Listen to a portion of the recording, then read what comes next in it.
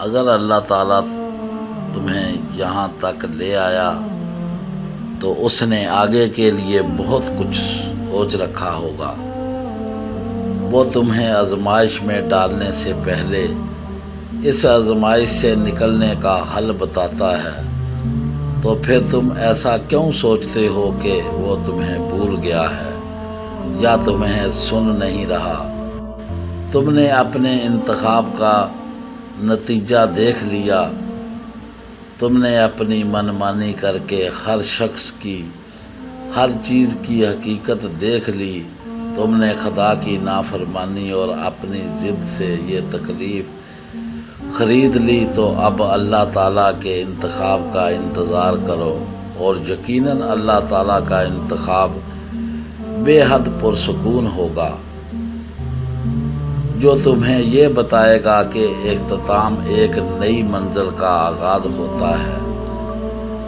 اس شخص کا انتظار کرو جو اللہ تعالیٰ نے تمہارے لیے چن رکھا ہے، جو تمہیں اپنی محبت سے یہ سکھائے گا کہ سب ایک جیسے نہیں ہوتے، جس کو دیکھ کر تمہارا سر سجدہ شکر سے نہیں اٹھے گا، جس کو پا کر تم آسمان کی جانب نظر دوڑاؤ گے اور کہو گے کہ میں ہی نادان تھا، میں ہی نافرمان تھا، مگر تو تب بھی رحیم تھا اور اب بھی رحیم ہے۔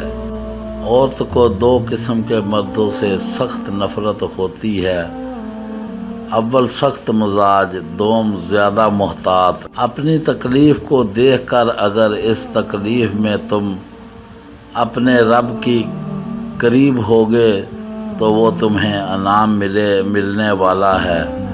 آگے بڑھنے کے لیے مشکلات سے لڑنا پڑتا ہے، ان کو دکھانا پڑتا ہے۔ رونے دھونے کی بجائے کبھی یہ سوچ کر دیکھو کہ اللہ تعالیٰ آپ کو کس چیز کے لیے تیار کر رہا ہے۔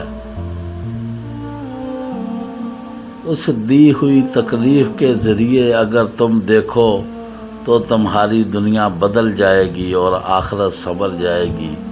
ہر چیز وقتی ہے، نہیں یقین تو ایک کام کرو، اپنے ایک ایسے دکھ کو یاد کرو جو تم سے برداشت نہیں ہوا تھا۔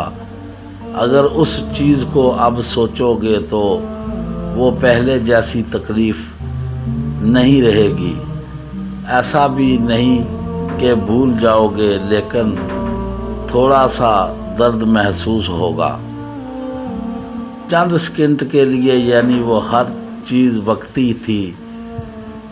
تو اپنی اس تکلیف کا فائدہ اٹھاؤ تو صحیح، بڑا لطف آئے گا۔ رب سے باتیں کرنے میں دوستی یارانے سب بھول جاؤ گے، بس اپنی خود سی بنائی ہوئی دنیا میں مست رہو۔ ہمارے چینل کو سبسکرائب کریں اور بیل آئیکن کا بٹن ضرور دبائیں۔ اللہ حافظ۔